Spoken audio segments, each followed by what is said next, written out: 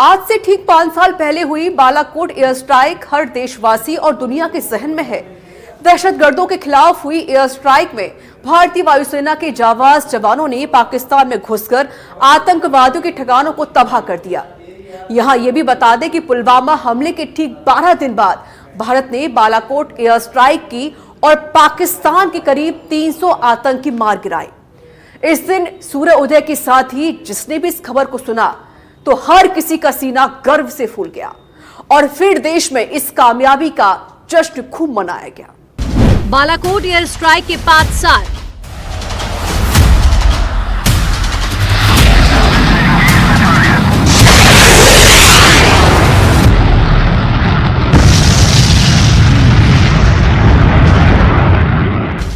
पाकिस्तान में घुसकर air strike.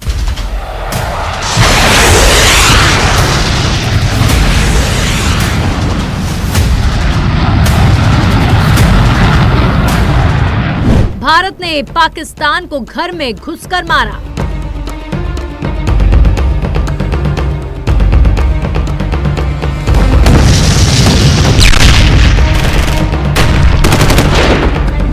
आतंकियों की पनाहगाह को किया नेस्तनाबूद।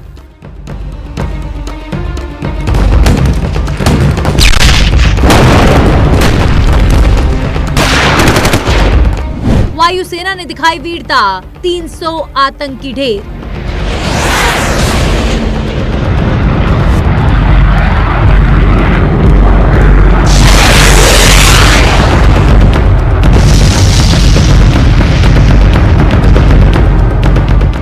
मिराज 2000 ने आतंकी ठिकाने किए ध्वस्त।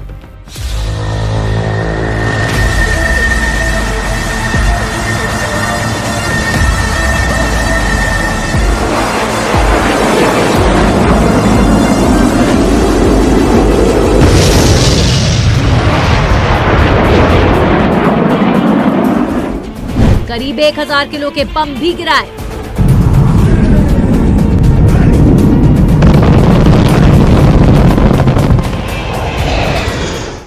वायुसेना के जाबाज जवानों का कमाल।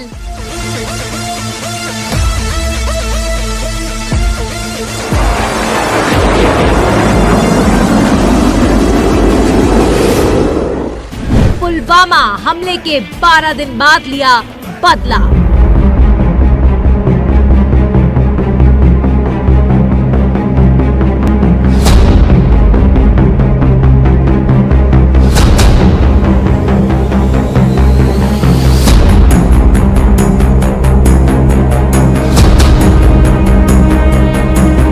पुलवामा में हुए आतंकी हमले के बाद भारत ने पाकिस्तान से बदला लेने की ठानी थी।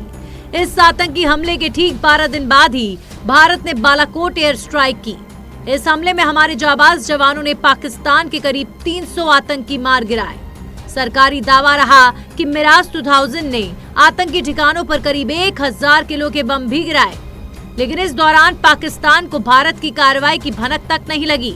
हमारे देश की वायुसेना ने पाकिस्तान में घुसकर आतंकियों के ठिकानों पर आग ही आग बरसा दी। इसके बाद तो हमारे खिलाफ आग उगलने वाले आतंकियों और दुश्मनों को भी कुछ करने से पहले सोचने पर विवश होना पड़ा।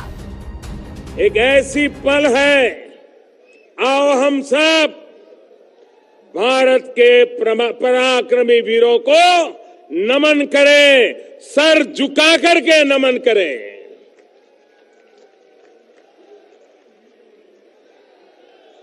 आज चूरू की धरती से मैं देशवासियों को विश्वास दिलाता हूं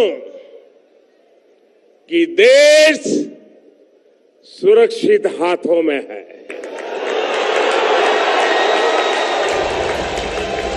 बालाकोट एयर स्ट्राइक, पाकिस्तान से लिया गया भारत का वो बदला जिसके बाद पड़ोसी मुल्क सिर्फ मन महसूस कर रह जाने के अलावा और कुछ नहीं कर सका। बालाकोट एयर स्ट्राइक को 5 साल हुए हैं। इस एयर स्ट्राइक को याद कर आज भी देशवासियों का मन जोश से भर जाता है।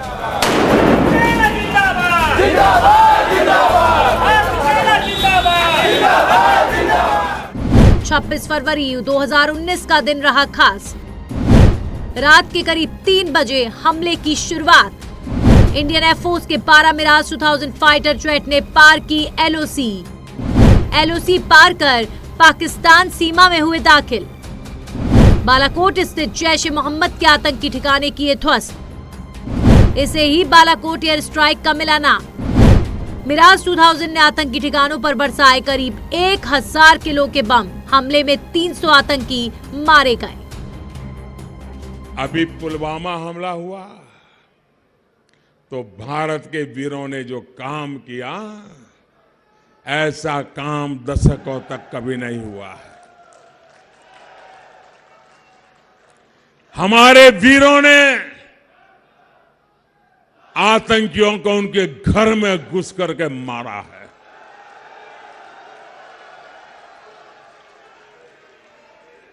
आतंकियों को, उनके सरपरस्तों को भारत से इस तरह के जवाब की उम्मीद नहीं थी। वे सोच रहे थे कि मोदी ने पहली बार सर्जिकल स्ट्राइक की तो दूसरी बार भी ऐसा ही कुछ करेंगे, और इसलिए उन्होंने क्या किया, सीमा पर बड़ा तैनाती कर दी, टैंक ला करके पता नहीं क्या क्या रख दिया। उन्होंने यहां सारी सजावट कर दी, हम ऊपर से चले गए। आतंकी और दहशतगर्दों के खिलाफ लिए गए एक्शन की पड़ोसियों को भनक तक नहीं लगी। दरअसल भारत की तरफ से पाकिस्तान पर यह हमला 12 दिन पहले पुलवामा में किए आतंकी हमले का बदला लेने के लिए किया गया था, जब 14 फरवरी 2019 को आतंकियों ने देश के सुरक्षा कर्मियों पर कायराना हमला किया। इस हमले में सीआरपीएफ के 40 जवान शहीद हुए और कई अन्य गंभीर रूप से घायल हुए। जम्मू कश्मीर राज्य के पुलवामा जिले में जैश ए मोहम्मद के एक आतंकवादी ने विस्फोटकों से लदे वाहन को सीआरपीएफ जवानों की बस से टक्कर मारी थी। इस टक्कर के बाद एक जोरदार धमाका हुआ और बस से जा रहे सीआरपीएफ के जवानों के शत विशत शरीर जमीन पर जा बिखरे। भारत ने बदला लेने के लिए पाकिस्तान के बालाकोट स्थित जैश के आतंकी कैंप पर महज 12 दिनों के अंदर हमला किया।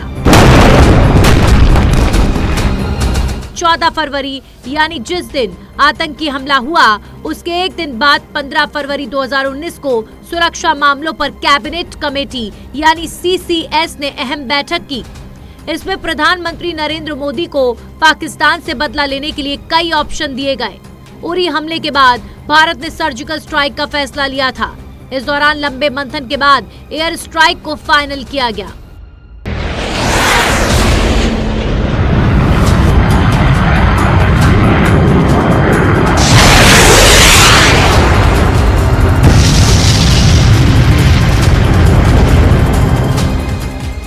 इस बार तय हुआ था कि किसी दूसरे तरीके से जवाब देना है, इससे मकसद भी हल हो और आतंकियों को भनक भी नहीं लगे।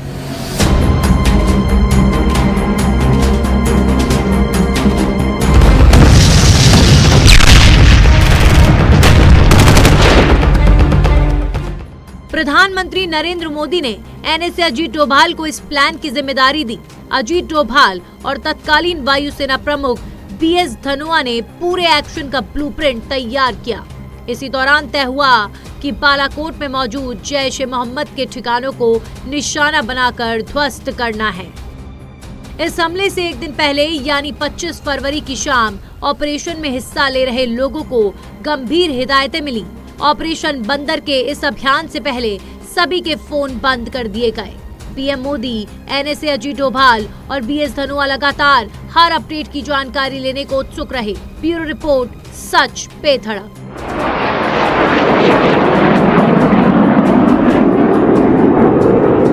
अब बात करेंगे 26 फरवरी के दिन हुई एयर स्ट्राइक की। इस एयर स्ट्राइक से 2 दिन पहले ही प्लान बन चुका था कि 26 फरवरी का दिन ऑपरेशन बंदर की पूरी टीम के लिए खास है। यही नहीं, ब्लूप्रिंट और रणनीति पर हर रणनीतिकार की निगाहें जमी थी। वायुसेना के जाबाज भी अपने साहस और जोश के साथ हमले को तैयार थे और फिर रात में ही मिराज 2000 विमानों ने बम बरसाने शुरू कर दिए। फिर वीर जवानों ने जो सब कुछ कर दिखाया, जिसका मिलकर प्रण लिया था, और उसे पूरा करके दुनिया को चौंकाया भी।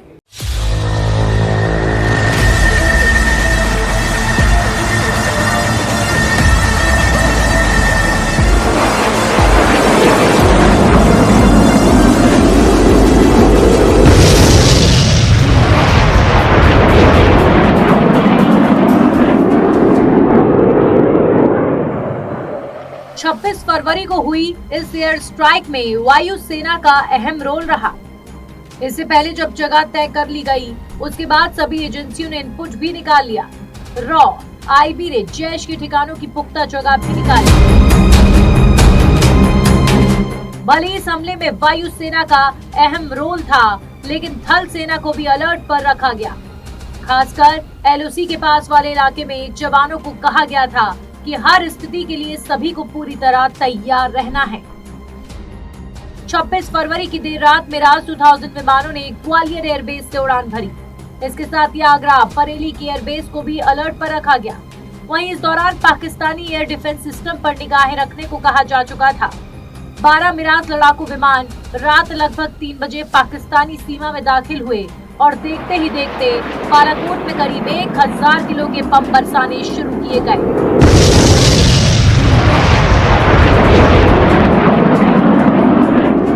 बम धमाके की खबर इस दौरान पाकिस्तान के कानों में गूंजने लगी और फिर कहा गया कि पाकिस्तान के F-16 विमान एक्टिव भी हुए थे, लेकिन तब तक भारत की वायुसेना ने अपना काम कर दिखाया। भारतीय वायुसेना के एक्शन में बालाकोट में मौजूद जैश-ए-मोहम्मद के कई ठिकाने तबाह कर दिए गए थे। भारत सरकार ने भी कहा था कि इस हमले में जैश के सैकड़ों आतंकी मारे गए। तो वहीं गुस्से से आग बबूला पाकिस्तान ने घटना के बाद अपने पूरे एयर स्पेस को नो फ्लाई जोन घोषित कर दिया और कई महीनों तक घटना स्थल पर किसी को नहीं जाने दिया। लेकिन ये भी बता दें कि आखिर वायुसेना ने बालाकोट पर हवाई हमले कैसे किए। बालाकोट पाकिस्तान के खैबर पख्तूनख्वा यानी केपी के प्रांत के मनशेरा जिले में एक शहर है। ये नियंत्रण रेखा यानी एलओसी से लगभग 50 किलोमीटर दूर है। खुफिया एजेंसियों के बीच इसे आतंकवाद के केंद्र के रूप में जाना जाता है।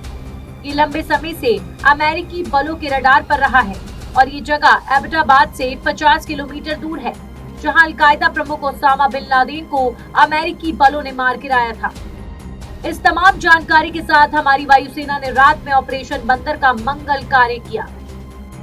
26 फरवरी को 12 मिराज विमानों ने हवाई अड्डों से उड़ान भरी और पाकिस्तानी हवाई क्षेत्र में प्रवेश किया। यहाँ जैश-ए-मोहम्मद के आतंकी शिविरों पर एक एक करके कई हमले किए गए। भारतीय वायुसेना के पायलटों ने 5 स्पाइस 2000 बम भी गिराए, जिनमें से 4 उस इमारत की छत में घुसे जिसमें आतंकवादी सो रहे थे। हमले सुबह 3:30 बजे किए गए। कुछ ही मिनटों में अपने लक्ष्यों पर बम गिराने के बाद भारतीय वायुसेना के जेट अपने जवानों के साथ एयरबेस पर लौट आए।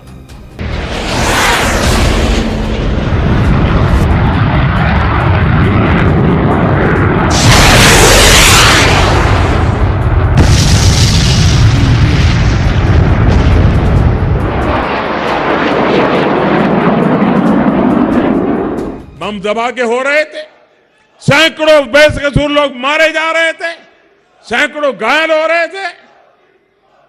इन हमलों के तार भी हर बार सीमा पार जुड़े हुए थे, लेकिन पहले की सरकार ने क्या किया? उन लोगों ने अपनी नीति नहीं बदली, सिर्फ गृह मंत्री बदले।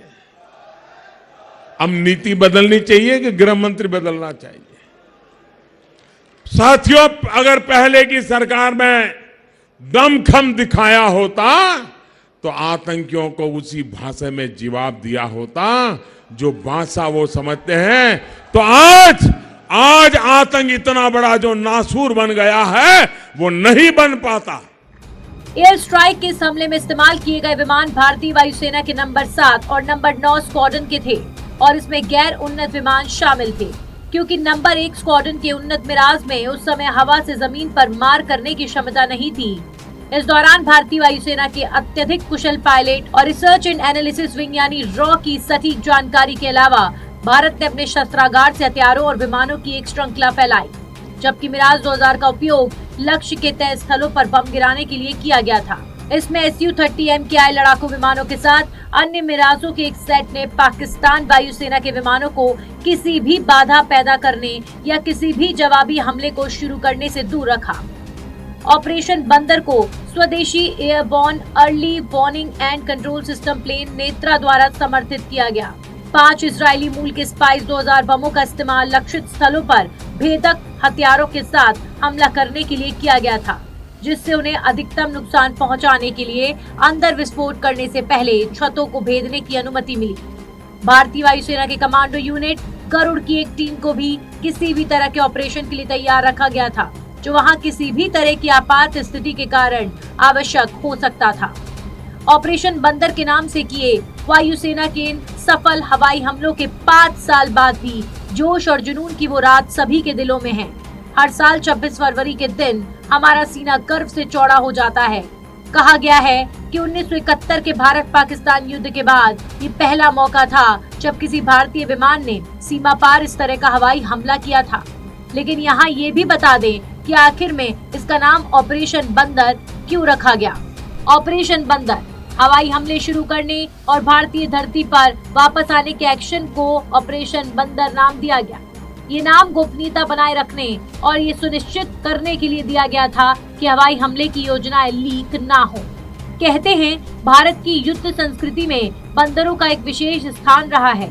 इससे पहले हम सभी ने बंदरों को महाकाव्य रामायण में भी उछल कूद करते देखा है, जहाँ भगवान राम के लेफ्टिनेंट भगवान हनुमान चुपचाप लंका में घुस गए और देखते ही देखते राक्षस राजा रावण की पूरी राजधानी को भगवान हनुमान ने नष्ट कर दिया।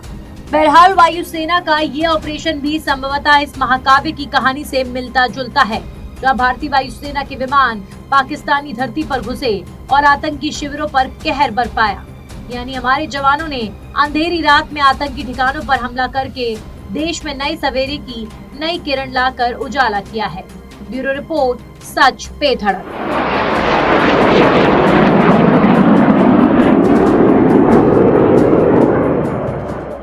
अभिनंदन वर्धमान का नाम सुनते ही हम सभी के जहन में बालाकोट एयर स्ट्राइक की यादें ताजा हो जाती हैं।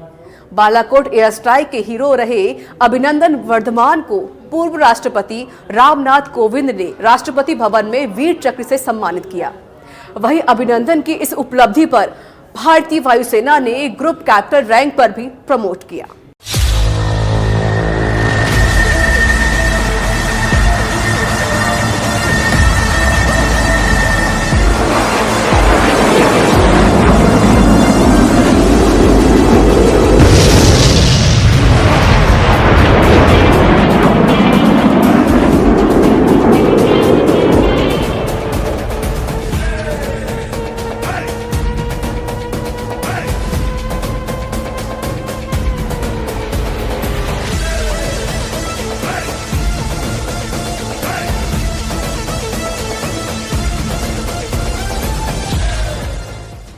बालाकोट एयर स्ट्राइक के हीरो रहे हैं अभिनंदन वर्धमान।